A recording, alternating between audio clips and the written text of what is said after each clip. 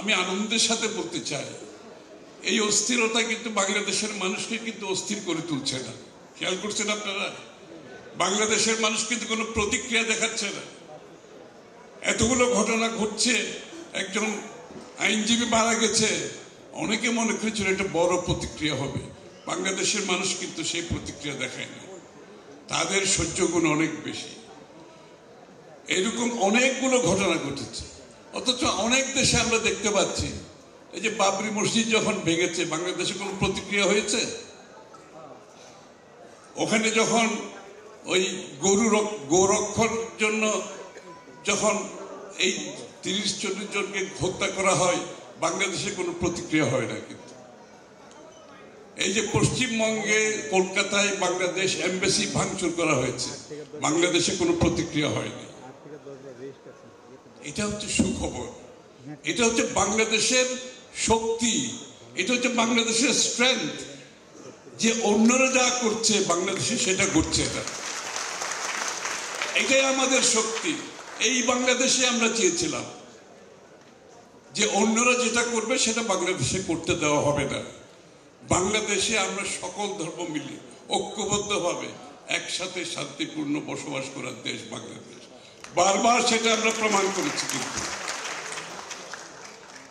কিন্তু সাবধান থাকতে হবে, সতর্ক থাকতে হবে। এর মাধ্যমে আগামী বাংলাদেশ গড়ার যে আমাদের স্বপ্ন, আমরা যে ঐক্যবদ্ধ জাতি হিসেবে বাংলাদেশকে একটি অন্য জায়গায় নিয়ে যাওয়ার যে স্বপ্ন, সেটা যাতে বাধাগ্রস্ত না হয়। শান্তিপূর্ণভাবে গণতান্ত্রিক প্রক্রিয়ায় যাতে আমরা ফিরে যেতে পারি, শান্তিপূর্ণভাবে যাতে আমরা আগামী দিনে একটি গণতান্ত্রিক প্রক্রিয়ার মাধ্যমে, গণতান্ত্রিক নির্বাচনের মাধ্যমে জনগণের মালিকানা ফিরিয়ে দিতে পারি, সেইটা আমাদের মূল লক্ষ্য। এবং জনগণের মালিকানা ফিরিয়ে দিতে পারলেই তারা জনগণের কাছে সরকারকে দায়বদ্ধ থাকতে হয়, সরকারকে জবাবদিহি থাকতে হয়, যেটা বিগত দিনে ছিল না। যে কারণে দৈত্য সৃষ্টি হয়েছে, যে কারণে স্বৈরাচার সৃষ্টি হয়েছে, যে কারণে ফ্যাসিস্ট সৃষ্টি হয়েছে, সেটা আমরা আগামী দিনে বাংলাদেশে করতে দিতে পারি না। এবং এই জন্য আমরা এখানে যারা বসে আছি, আমরা কিন্তু সকলে মিলে দিনের পর দিন, মাসের পর মাস আলোচনা করে, নিজেদের মধ্যে বিতর্ক করে আমরা 31 দফা সংস্কারের প্রস্তাব জাতির সামনে তুলে ধরেছি। আমরা সবাই মিলে দিয়েছি। সংস্কারের কথা যারা বলে, তার বহু আগে আমরা সবাই মিলে 31 দফার সংস্কার জাতির সামনে তুলে ধরেছি। 1 বছর আগে আমরা তুলে ধরেছি সবাই মিলে। এই সেই সংস্কারের মধ্যে আগামী বাংলাদেশের স্বপ্ন বাস্তবায়নের সেই দফার মধ্যে সবকিছু আছে। সেটা আমরা সকলে মিলে আগামী দিনে ইনশাআল্লাহ সেটা আমরা করতে যাচ্ছি। আমি একটা কথা বলতে চাই পরিষ্কার করে, যেটা আমরা বারবার বলেছি আমাদের দলের পক্ষ থেকে। তারেক রহমান সাহেব বলেছেন পরিষ্কার করে, আগামী দিনে নির্বাচনের পরে যেই সরকার হবে সেটা হবে জাতীয় সরকার, সেটা হবে জাতীয় সরকার।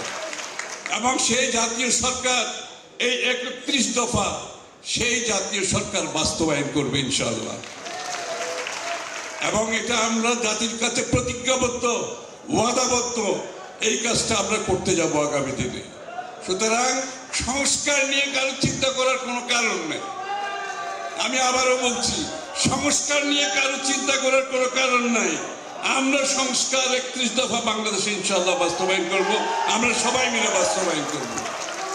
আর ইতিমধ্যে নির্বাচনের আগে জাতীয় ঐক্যের মাধ্যমে, ঐক্যমতের পরিপ্রেক্ষিতে নির্বাচনী সংস্কার সহ যে কয়টি সংস্কার আমরা ঐক্যমত হতে পারি, সেখানে আমাদের কোনো আপত্তি নেই। সেটা আমরা করতে রাজি আছি। সেটা করতে সময় লাগবে না, সেটা অতি সত্বর করা যায়। তার পরবর্তীতে নির্বাচনী সংস্কার করে অতি সত্বর বাংলাদেশের মানুষের মালিকানা বাংলাদেশের মানুষকে ফিরিয়ে দিতে হবে। ইলেকট্রা রেফ্রিজারেটর, খাবার তাজা তো জীবন তাজা। ইলেকট্রা, ফ্রিজের রাজা।